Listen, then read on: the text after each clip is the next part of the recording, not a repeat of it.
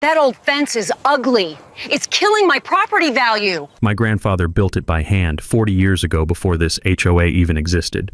Delilah, the new neighbor, just 3 weeks in, stood in my driveway, arms crossed, smirking. She laughed when I mentioned my grandpa. Time to update, sweetie. He's not here to cry about it anymore. 3 days later, $50 HOA violation notice in my mailbox. Unsightly structure. She reported me behind my back. That's when I smiled. Because what this entitled Karen didn't know was something that would change everything. 1 week later, trucks rolled in, cranes, heavy slabs arriving, her perfect view about to get blocked. Permanently. The new barrier stands tall, silent, unbreakable, pure revenge. She thought she won. She had no idea. Worst HOA nightmare you've faced? Drop your story below. Tag your state too. I'm Trevor Stonefield, 45 years old, and I never expected to inherit a war along with my family's granite quarry. When my father passed last year, he left me more than just Stonefield Quarry. He left me 2 acres of Colorado land that's been in our family since the Carter administration. The business had been our livelihood for 60 years, cutting and selling granite from the mountain we'd owned since my grandfather struck his first claim. 3 generations of Stonefields, all learning the same lesson. Good work takes time and quality lasts forever. The house isn't much, a modest ranch my grandfather built himself, weathered cedar siding that matches the fence, sitting on land that used to be nothing but cattle pasture. What matters isn't the appearance, it's the permanence. My grandfather's motto was, measure twice, cut once.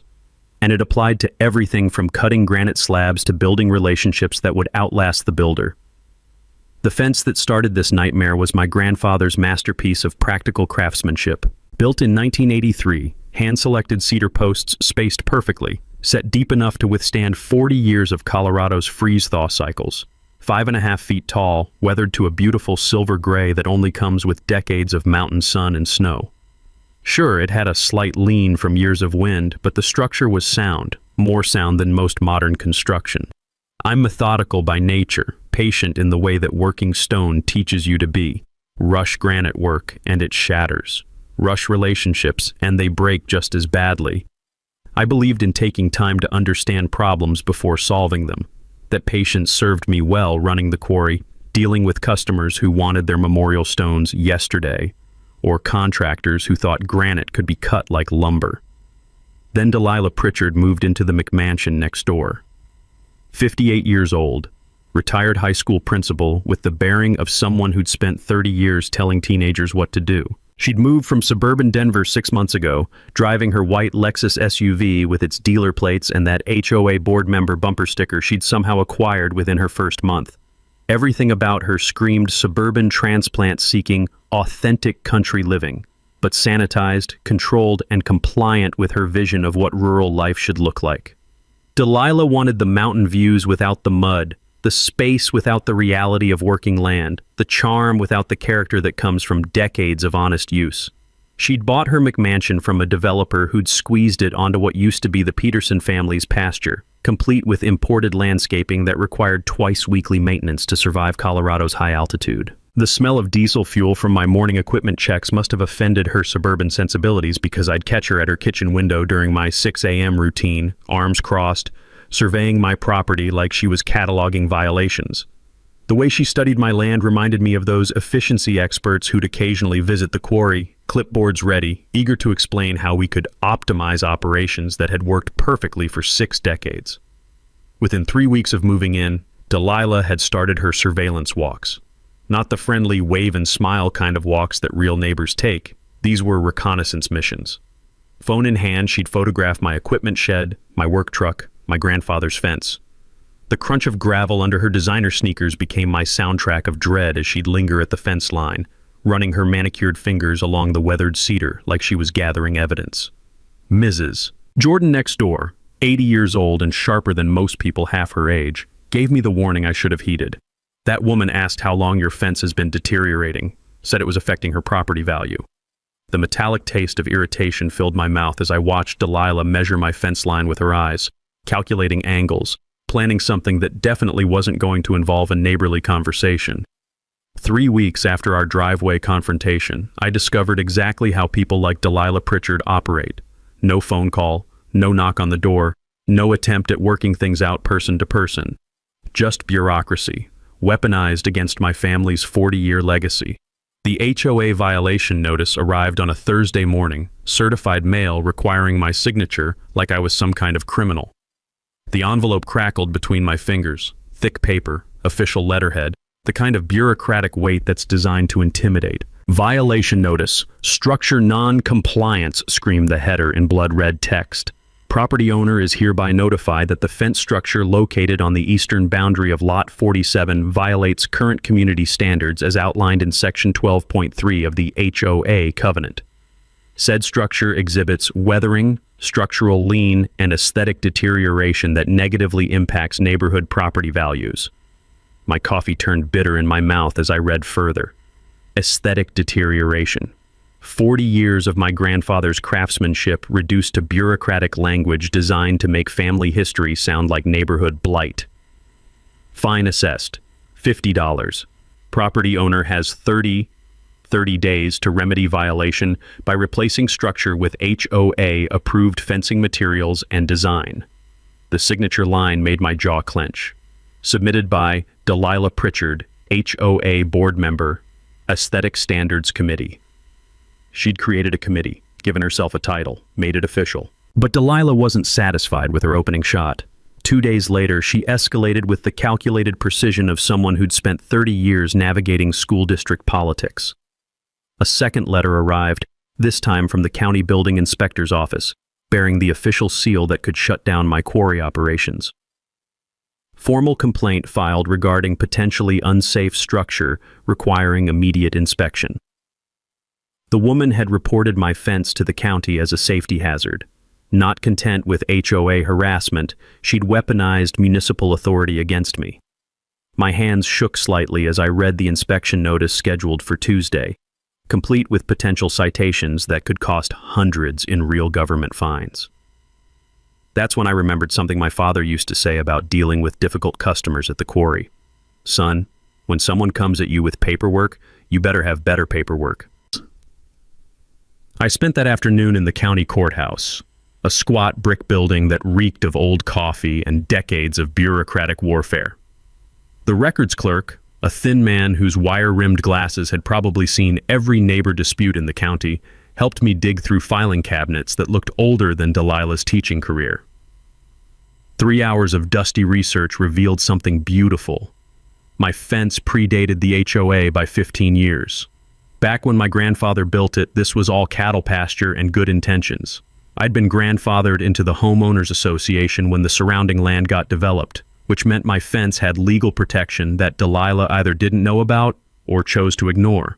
Even better, I found the original 1983 building permits, yellowed with age but bearing the official stamp and signature of County Inspector William Bull Henderson. His handwritten notes made me smile. Fence exceeds all safety requirements for residential agricultural property. Posts set 18 inches deeper than code requires. Builder knows his business. Bull Henderson had been dead for 10 years, but his documentation was about to save my grandfather's legacy. The real education came from Janet Morrison, the county's senior building inspector who'd grown up here before it became suburbs and McMansions. Janet remembered my grandfather's reputation, how contractors used to study his stonework to learn proper techniques.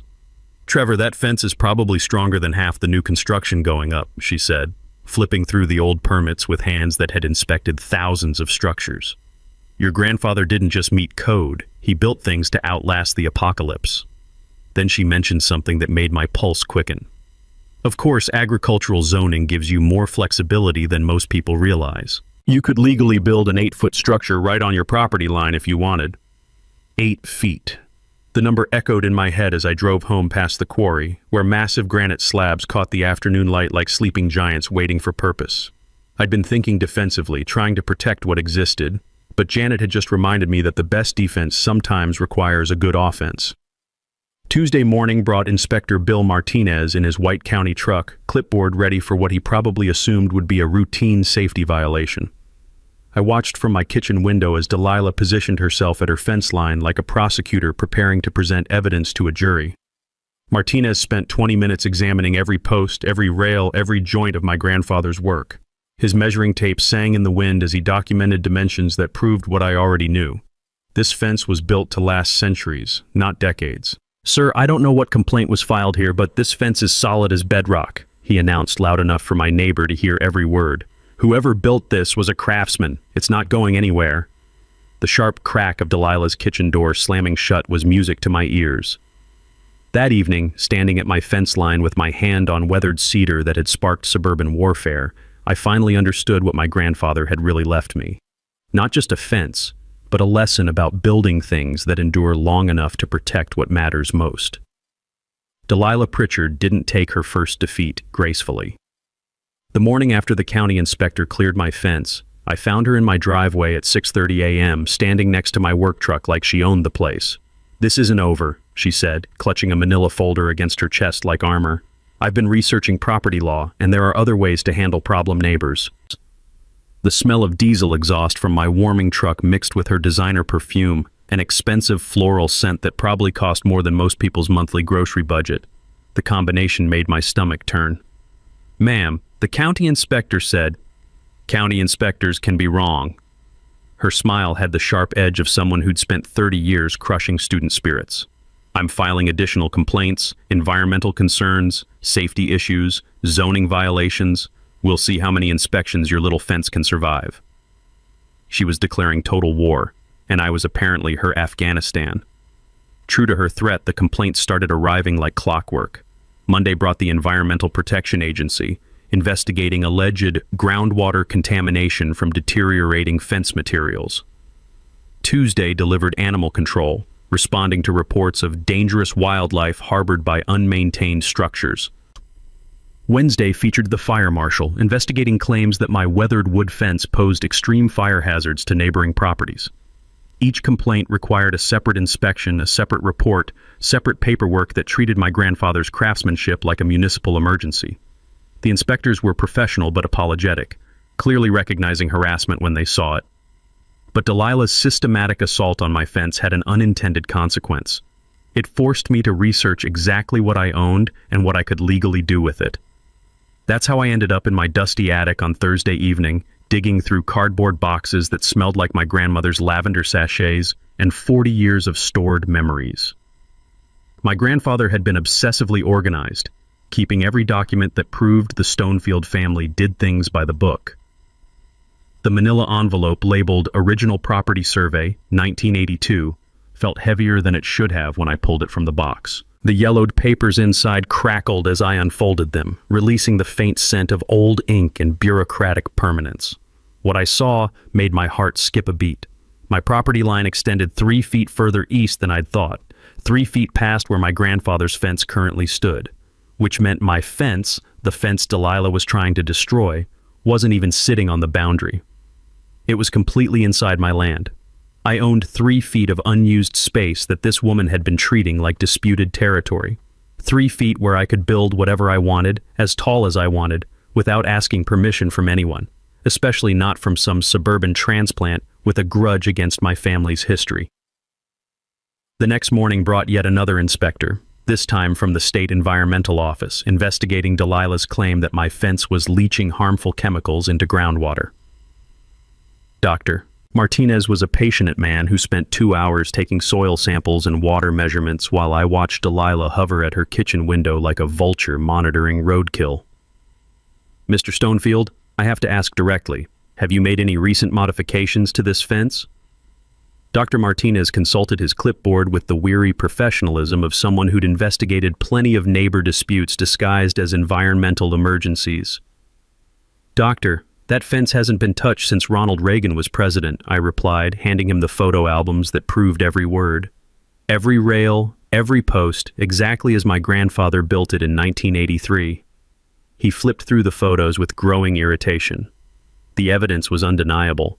Delilah's environmental complaint was pure fiction.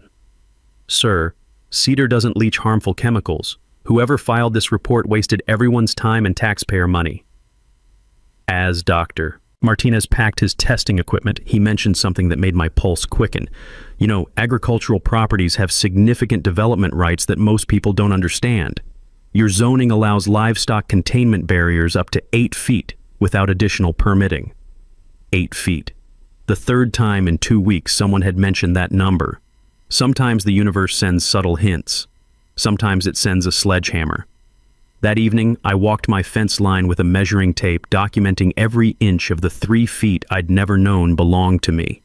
The setting sun painted the weathered cedar in shades of gold that highlighted 40 years of honest craftsmanship. Craftsmanship that Delilah was systematically trying to destroy with false reports and bureaucratic harassment. But standing there in my own space she had no legal claim to, I realized something that changed everything. I wasn't just defending my grandfather's fence anymore. I was planning something permanent. My quarry sat just down the road, filled with granite slabs that had been waiting decades for the right project. And I just discovered I had the perfect spot to build something that would outlast every complaint Delilah Pritchard could manufacture. Something 8 feet tall and absolutely, legally, unquestionably mine. Delilah's war against my fence entered its third phase on a Monday morning that started with the sound of chainsaws. I looked out my kitchen window to see 3 men in orange vests cutting down the oak tree on the Peterson property, the land that bordered both our lots. Nothing illegal about it, but the timing was suspicious. That oak had shaded the eastern corner of my fence for 30 years, and suddenly it needed to be removed the day after another county inspector cleared my safety violations. The chainsaws screamed like dying animals as decades of growth crashed to the earth. The fresh scent of sawdust mixed with diesel exhaust created a symphony of suburban improvement that set my teeth on edge. Within hours, my fence stood fully exposed to view from Delilah's kitchen window, exactly what she'd been planning. But tree removal was just her opening move.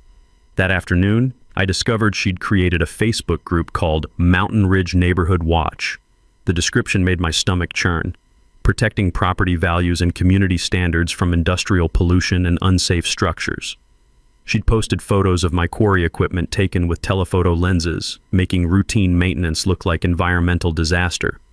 Her masterpiece was a video tour titled, "How Industrial Operations Destroy Rural Communities." I watched in disbelief as she narrated a walking tour of her property, pointing out noise pollution, dust contamination, and unsafe structures, while my grandfather's perfectly sound fence filled the background like evidence of neighborhood decay. Some residents, she said with the patronizing tone of a disappointed teacher, seem to think that just because something has been here for a long time, it doesn't need to meet modern standards. Within a week, she'd recruited allies I'd never had problems with before. The Hendersons suddenly discovered that my 6 a.m. equipment warm-up was a noise violation. The Johnsons worried about their property values being threatened by commercial operations in residential areas. Mrs. Patterson, who'd been buying fresh vegetables from my neighbor's garden for 5 years, now feared chemical runoff from my quarry was contaminating her prize roses. The worst part wasn't their sudden hostility. It was watching 40 years of neighborly relationships evaporate because one woman had convinced them their biggest threat wasn't crime or taxes or actual problems, but my family's business. Tuesday brought a visitor who explained everything. Rick Brennan from Mountain Vista Development arrived in a Tesla that probably cost more than most people's houses, carrying a tablet and the kind of smile that real estate developers practice in mirrors. "Mr. Stonefield, beautiful property you have here. Prime location, mountain views, perfect for residential development." He consulted his tablet like he was reading my fortune. "We'd like to discuss a purchase offer that would set you up for comfortable retirement. 7 figures. Cash, quick closing." 20 minutes of conversation revealed the truth behind Delilah's escalating campaign. Mountain Vista had options on 4 neighboring properties, all contingent on assembling enough land for a planned community of 200 homes.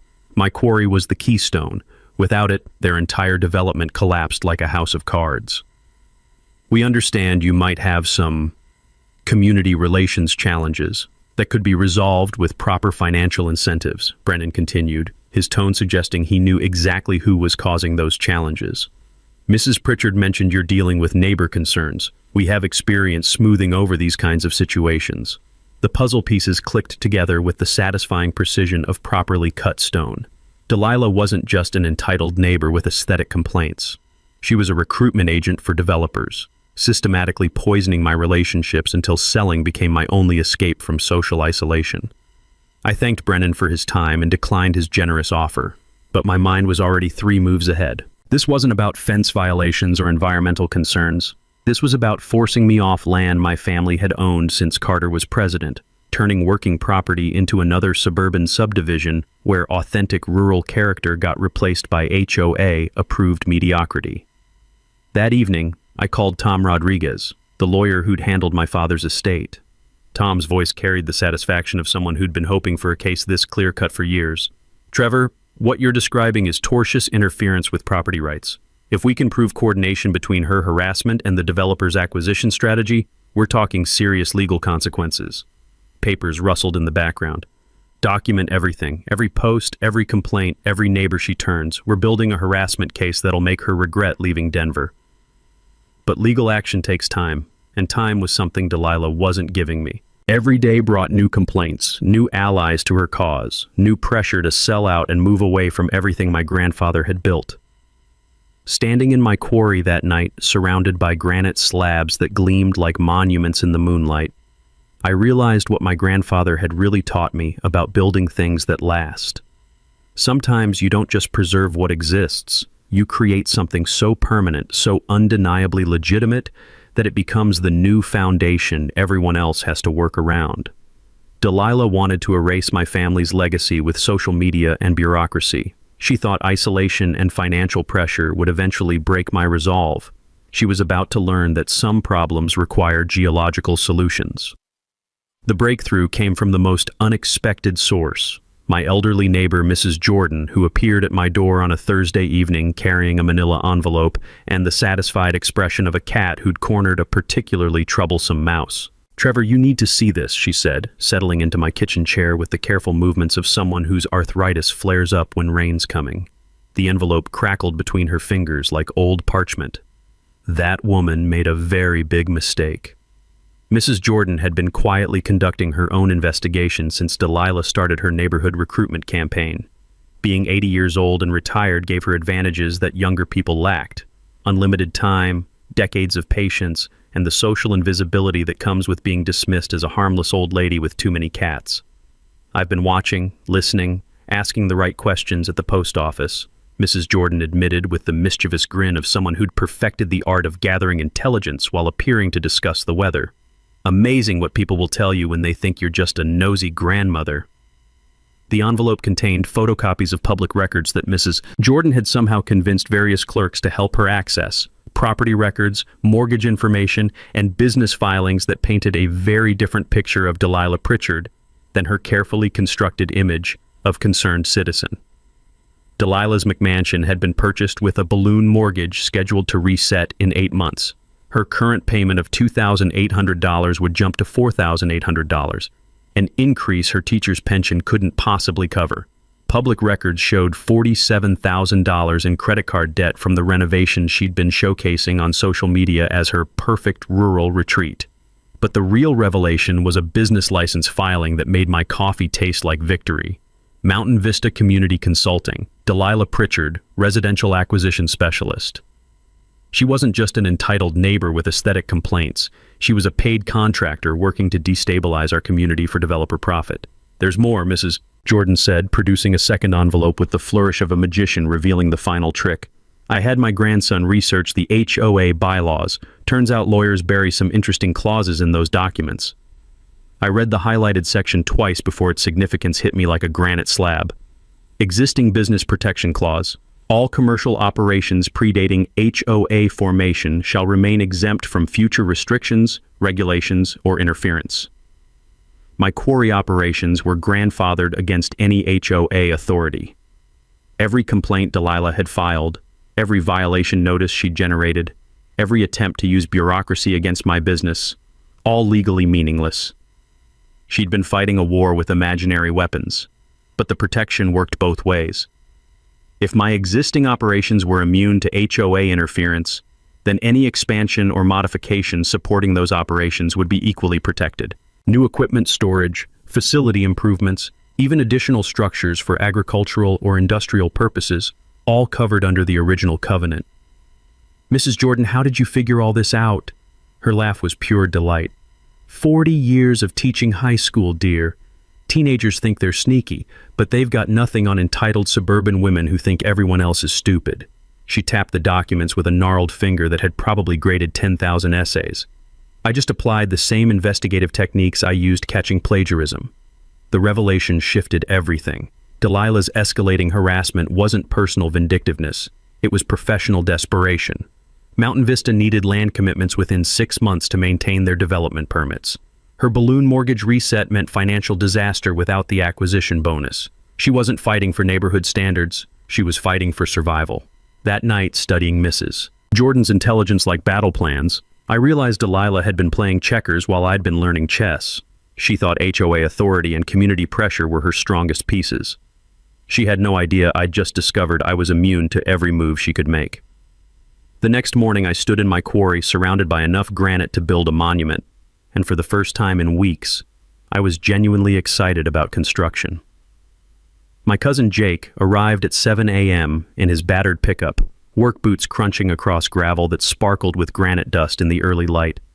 Jake had been cutting stone since we were teenagers, learning from the same grandfather who'd taught us both that good work speaks louder than words. More importantly, he owed me a favor from when I'd donated granite for his daughter's memorial garden. "Trevor, you sure about this?" he asked, running calloused hands along a massive slab that gleamed like polished pewter. 7 feet tall, 200 feet long, that's not a fence, that's a geological event.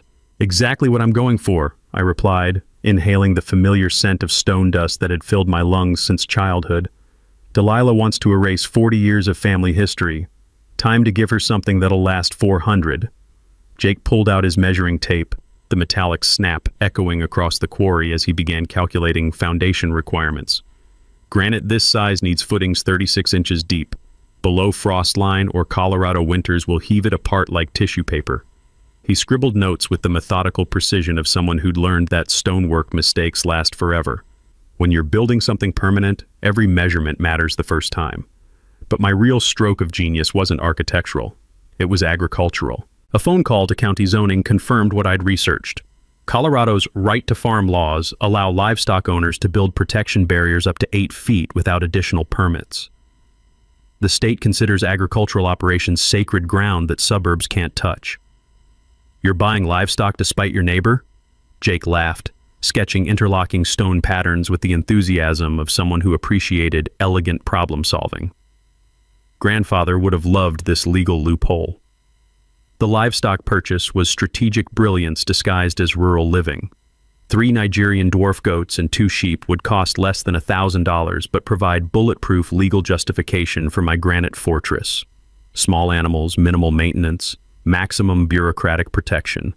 Agricultural exemptions trump HOA authority every single time. Miguel Santos appeared that afternoon driving a concrete truck that rumbled like distant thunder across my driveway. Miguel had been buying granite for church projects for 15 years, and he offered to trade foundation work for enough stone to complete their parish memorial wall. "My crew can handle excavation and concrete," he said, consulting blueprints with professional interest. "Save you $5,000. Get us the materials we need for God's work." The smell of wet concrete filled the air as Miguel's team began excavation, their shovels striking bedrock with the solid ring that means you've hit foundation material that'll outlast civilization. 3 feet deep, reinforced with rebar, poured to tolerances that would support twice the weight we planned to stack on top. Community support arrived faster than I'd expected. Mrs. Jordan appointed herself project coordinator, appearing with a clipboard and the organizational efficiency of someone who'd managed decades of school fundraisers. "The Hendersons called to apologize," she announced, consulting notes written in careful teacher script. "Seems they've reconsidered their HOA complaints now that they understand what's really happening here." Word travels fast in rural communities, and news of my granite wall was spreading like wildfire through coffee shops and feed stores. The Johnsons stopped by to express regret for their brief alliance with Delilah, explaining they'd been caught up in property value hysteria, but realized their real mistake was letting fear override 40 years of neighborly trust. By Thursday, volunteers were arriving with everything from equipment to homemade sandwiches. The high school shop teacher requested permission for a field trip on traditional stonework. "These kids need to see craftsmanship that doesn't come from YouTube tutorials," he explained. watching Jake demonstrate proper stone-cutting techniques that our grandfather had perfected decades before the internet existed. The psychological element was as carefully planned as the engineering. Nigerian dwarf goats are natural entertainers, small, friendly, and irresistibly appealing to anyone under 12. My property would become the neighborhood's unofficial attraction, drawing families for spontaneous visits that would transform my reputation from problem neighbor to the guy with adorable farm animals. While Delilah's granite wall would permanently block her million-dollar mountain view, the goats would steal her victim narrative completely. Hard to maintain community sympathy when children are giggling at baby animals just beyond your property line. That evening, reviewing structural plans and livestock catalogs under the warm glow of my kitchen light, I felt the deep satisfaction that comes from solving complex problems with simple solutions. Delilah had tried to weaponize bureaucracy against 3 generations of honest work. She was about to discover why you don't start fights with families who've been moving mountains professionally for 60 years. The foundation would cure for exactly 7 days. Then the real construction would begin. Delilah's panic reached fever pitch the moment Miguel's concrete truck appeared in my driveway. I watched from my kitchen window as she paced her back deck like a caged animal, phone pressed to her ear, gesturing wildly at the excavation happening just beyond her property line. Within an hour, she'd made her desperation official. A certified letter arrived from Pritchard Legal Consulting. Apparently, she'd given herself yet another impressive title, demanding immediate cessation of all unpermitted construction activities and threatening emergency legal action to protect community interests.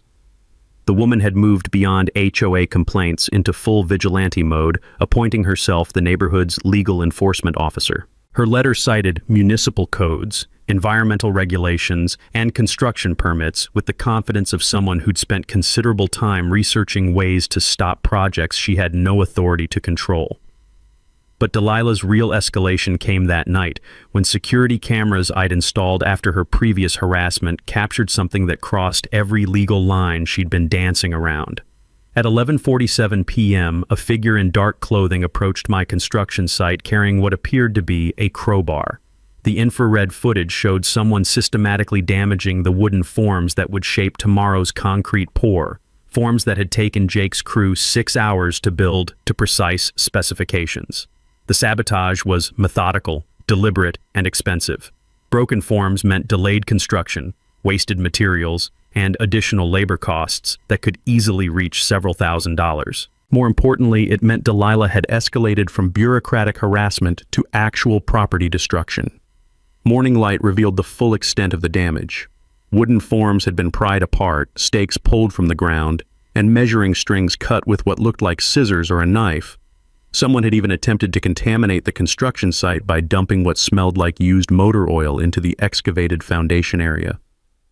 "This is criminal mischief," Jake said, photographing the damage with his phone while careful not to disturb potential evidence. Whoever did this knew exactly what they were targeting. This wasn't random vandalism, it was construction sabotage. The repair work would cost me 2 days and $800 in materials, but the security footage was worth every penny of delay. Crystal clear video evidence of nighttime trespassing and deliberate property destruction would give Tom Rodriguez exactly the ammunition he needed for criminal charges, in addition to our civil harassment case. But Delilah wasn't finished with her desperate measures. The next morning brought a visitor that revealed just how far she was willing to go to stop my granite wall project. Rick Brennan from Mountain Vista Development returned, this time without the friendly smile and casual clothes. He wore an expensive suit that probably cost more than most people's monthly salary, and his Tesla was accompanied by a second vehicle containing 2 men who looked like they'd stepped out of a corporate security manual. "Mr. Stonefield, we need to discuss your construction project," Brennan said, consulting a tablet while his companions flanked him like presidential bodyguards. "There seem to be some community concerns about the scope and impact of your planned structure." And his tone carried the subtle threat of someone accustomed to getting his way through financial pressure rather than legal process. "We're prepared to significantly increase our previous offer, let's say double the original amount, if you'd consider halting construction and reconsidering our purchase proposal." The smell of expensive cologne mixed with morning dew created an oddly surreal atmosphere as this corporate delegation attempted to bribe me into abandoning my family's land. Their presence confirmed what I'd suspected. Delilah's sabotage had been coordinated with her developer handlers, and they were getting desperate enough to make personal visits. "Gentlemen, I appreciate your interest, but my property isn't for sale at any price," I replied, watching their expressions shift from confident to concerned. "And my construction project is proceeding exactly as planned, with all appropriate permits and legal protections in place." Brennan's corporate mask slipped slightly. "Mr. Stonefield, you should understand that development projects of this magnitude create certain pressures that can make life uncomfortable for non-participating landowners. Property values, community relations, municipal services, all affected by comprehensive development planning." The threat was clear even if the language remained corporate speak. Refuse to sell, and Mountain Vista would make my life miserable through every legal and semi-legal means available to well-funded development companies. "Are you threatening me, Mr. Brennan?" I asked, loud enough for Jake and Miguel to hear from their positions near the construction site. "I'm simply explaining market realities," he replied, but the damage was done. 3 witnesses had heard a development company representative essentially threaten harassment of a property owner who refused to sell. Exactly the kind of evidence that turns civil harassment cases into criminal conspiracy charges. That evening, reviewing security footage and corporate threats by lamplight, I realized Delilah and her handlers had just handed me everything I needed to end their harassment permanently. They'd moved from bureaucratic complaints to criminal sabotage to attempted bribery to direct threats. Each escalation made their desperation more obvious and my legal position stronger. But more importantly, each desperate move proved they understood something I was just beginning to appreciate. My granite wall wasn't just blocking Delilah's view, it was blocking their entire development scheme. Delilah's final desperate gambit arrived with the morning coffee and the kind of dramatic flair that confirmed she'd completely lost touch with reality. The police cruiser pulled into my driveway at 6:15 a.m., red and blue lights cutting through the dawn mist like some suburban emergency that couldn't wait for civilized hours. Officer Janet Riley stepped out with the weary expression of someone who'd dealt with enough neighbor disputes to recognize nonsense from a mile away. "Mr. Stonefield, we received a report about threatening behavior and potential assault," she said, consulting her notepad with professional skepticism. "Complainant alleges you verbally threatened her and made aggressive gestures during a property line dispute yesterday evening." The accusation was pure fiction. I'd been at the quarry until 8 p.m. 40 witnesses could confirm it, and my security cameras had recorded every moment of the previous day's activities. But Delilah had filed an official police report claiming I'd confronted her at our shared fence line, used threatening language, and made physical gestures that left her in fear for her safety. "Officer Riley, I have security footage covering every inch of my property for the past week," I said, gesturing toward the cameras that had already caught one instance of criminal mischief. "You're welcome to review everything. I guarantee you'll find that report is completely fabricated." Riley's body camera captured my calm response and the obvious lack of evidence supporting Delilah's claims, but the damage was already done. A false police report created an official record that Mountain Vista could use to paint me as the difficult neighbor in any future legal proceedings. The real escalation came 2 hours later when a white news van appeared at the end of my driveway, satellite dish extended like a mechanical flower-seeking signal.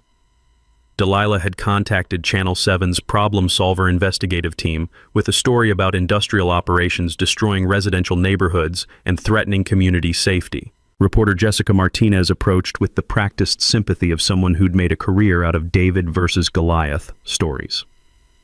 "Mr. Stonefield, we understand you're building a large wall that's blocking neighbors' views and potentially violating community standards. Would you like to respond to allegations that your construction is retaliatory and designed to harass other residents?" The interview setup was beautifully orchestrated character assassination. Delilah had provided photos making my legitimate construction look like spite-driven vandalism, testimonials from concerned neighbors worried about property values, and expert opinions from unnamed community planning specialists about the psychological impact of fortress-style barriers on residential neighborhoods. But Jessica Martinez had underestimated both my preparation and my family's 60-year reputation in the community. When I produced original property surveys, construction permits, agricultural exemptions, and security footage documenting actual harassment and sabotage attempts, the story angle shifted faster than weather in the Colorado mountains. Mrs. Martinez, every allegation about my construction has been investigated by appropriate authorities and found baseless, I explained, handing her documentation that painted a very different picture than Delilah's victim narrative. What your viewers should know is that false police reports and construction sabotage are serious crimes, and we have clear evidence of both. The reporter's interest sharpened when I mentioned Mountain Vista Development's financial relationship with the complainant and their systematic attempts to acquire property through harassment and pressure tactics. Suddenly, this wasn't a story about neighbor disputes. It was investigative journalism gold about development company corruption and suburban land grabs. Delilah's media manipulation had backfired spectacularly. By Thursday afternoon, Channel 7's investigative team was digging into Mountain Vista's business practices, interviewing other property owners who'd experienced similar pressure campaigns, and building a story about corporate harassment disguised as community concern. The final blow to Delilah's credibility came when Mrs. Jordan provided the reporter with documentation of her financial arrangement with the developers. Public records showing payment for community consultation services destroyed any pretense that her complaints were motivated by legitimate neighborhood concerns rather than contractual obligations to corporate clients. Friday morning brought the satisfying sound of granite blocks being unloaded from transport trucks, each stone settling into place with the solid thunk of permanence. My wall was taking shape exactly as planned, rising foot by foot while Delilah watched from her kitchen window with the expression of someone seeing her financial future crumble in real time. The 3 Nigerian dwarf goats arrived that afternoon in a livestock trailer driven by a cheerful 4-H advisor who spent 20 minutes explaining proper care and feeding. Within an hour, my property had been transformed from industrial eyesore to charming rural attraction, as neighborhood children discovered the irresistible appeal of baby animals. "They're adorable," squealed 8-year-old Emma Henderson, whose parents had recently apologized for their brief alliance with Delilah's harassment campaign. "Can we visit them every day?" The psychological warfare was complete. While my granite wall blocked Delilah's mountain view permanently, the goats had stolen her victim narrative entirely. Hard to maintain community sympathy when children are giggling at farm animals just beyond your property line, and impossible to claim industrial harassment when families are bringing carrots for impromptu feeding visits. That evening, watching the sun set behind 7 feet of perfectly fitted granite while goats munched contentedly in their new pasture, I realized Delilah's escalating desperation had achieved the exact opposite of her intentions. She'd united the entire neighborhood against her harassment campaign and handed me unassailable legal protection for everything I'd built. The monthly HOA meeting was scheduled for 7 p.m. in the community center, and by 6:45 the parking lot was fuller than it had been in years. Word had spread about Delilah's harassment campaign, my granite wall, and the ongoing investigation into Mountain Vista Development's pressure tactics. This wasn't going to be routine suburban bureaucracy. This was going to be a reckoning. I arrived with Tom Rodriguez, my lawyer, and Mrs. Jordan, who'd appointed herself my character witness and brought a manila envelope thick enough to choke a horse. The community center smelled like old coffee and institutional carpet, but the energy in the room crackled with the tension of neighbors who'd finally had enough of being manipulated. Delilah sat in the front row, flanked by Rick Brennan and another man in an expensive suit who looked like corporate damage control. Her usual confident demeanor had been replaced by the brittle composure of someone watching their carefully constructed world collapse in real time. HOA President Martha Williamson called the meeting to order with the grave tone of someone who'd spent the week fielding angry phone calls from residents who'd discovered they'd been recruited as pawns in a development company's land acquisition scheme. "Before we address tonight's primary agenda item," Martha announced, "I want to acknowledge that this board has received new information about recent community disputes that changes our understanding of the situation significantly." Delilah stood immediately, clutching a prepared statement like a life preserver. "I'd like to address the false allegations that have been circulating about my legitimate concerns regarding industrial operations and unsafe construction." "Ma'am, please sit down," Martha interrupted with the authority of someone who'd chaired contentious meetings for 15 years. "You'll have your opportunity to speak when we reach Agenda Item 4, Allegations of Member Misconduct and Financial Conflicts of Interest." The room went silent except for the sound of Delilah sinking into her chair like air escaping from a punctured balloon. Martha continued with prosecutorial precision. "This board has reviewed documentation provided by community members revealing that certain complaints filed against the Stonefield property were motivated by financial arrangements with outside development interests rather than legitimate neighborhood concerns. Mrs. Jordan stood slowly, her manila envelope commanding attention like evidence in a murder trial.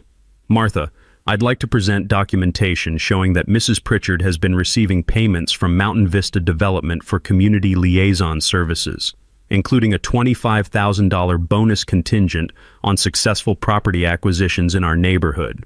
The room erupted in angry murmurs as neighbors realized they'd been manipulated by someone with hidden financial motives.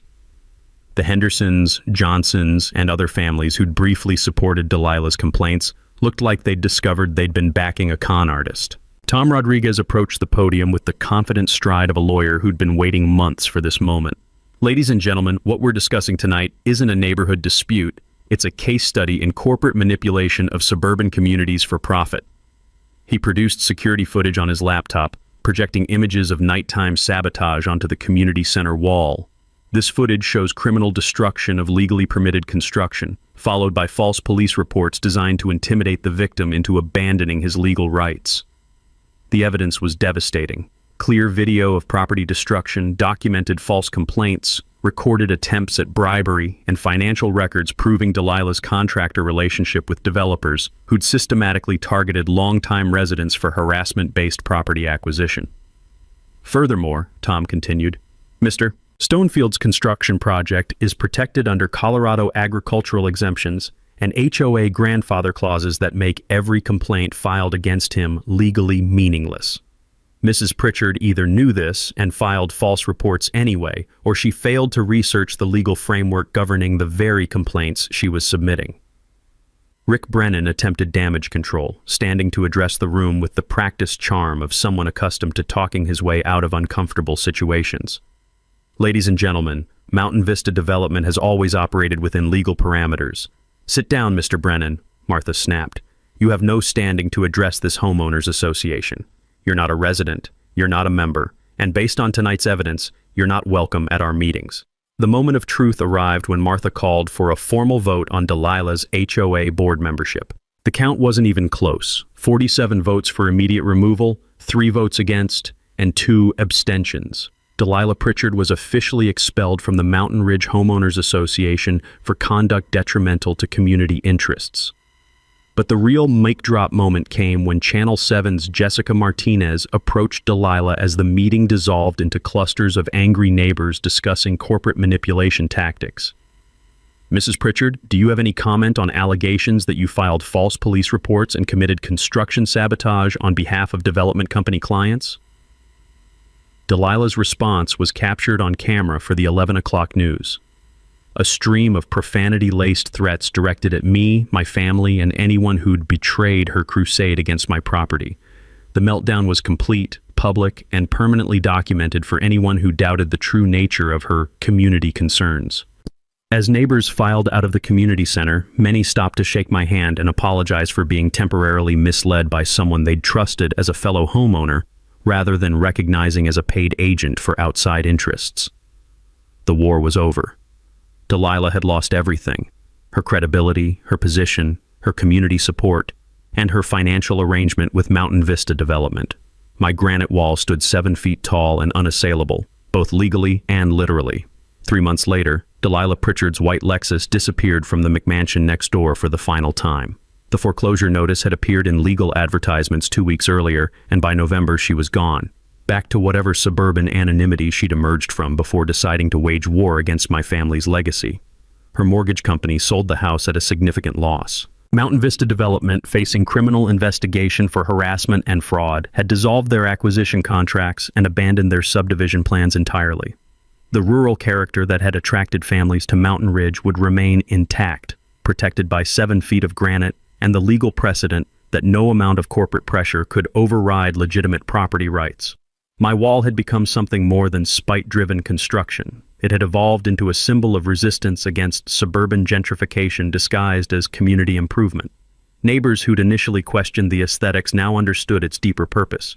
Sometimes you have to build something permanent to protect what matters most. The Nigerian dwarf goats became local celebrities almost immediately. Children bike past daily with carrots and apple slices, turning my property into the neighborhood's informal gathering place. Mrs. Jordan's granddaughter started a 4-H goat project inspired by daily visits to help with feeding and care. What Delilah had intended as industrial harassment had become authentic rural community building. My quarry business experienced unexpected growth from the publicity surrounding the wall construction. Traditional stonework attracted attention from contractors seeking alternatives to mass-produced materials, and I hired 2 additional employees to handle new residential projects. Jake opened his own stonework business, specializing in custom walls and memorial installations, using techniques our grandfather had perfected decades before anyone called it artisanal. The real victory came when the community center commissioned me to design a memorial garden using granite from my quarry. The project honored longtime residents who'd shaped Mountain Ridge's character before developers discovered our mountain views and pristine air quality. My grandfather's techniques would be preserved in permanent installation that celebrated authentic rural heritage rather than suburban simulation. Tom Rodriguez's harassment case against Delilah and Mountain Vista resulted in significant financial settlements that more than covered my construction costs and legal fees. The precedent established important protections for rural property owners facing development pressure, and other communities began adopting similar agricultural exemptions to protect working land from suburban encroachment. Channel 7's investigative series on development company manipulation won a regional journalism award and sparked legislation requiring disclosure of financial relationships between community advocates and corporate clients. Delilah's downfall had created systemic reform that would protect future neighborhoods from similar manipulation schemes. But the most satisfying outcome was purely personal. My granite wall had accomplished exactly what my grandfather intended when he taught me that good work creates lasting value.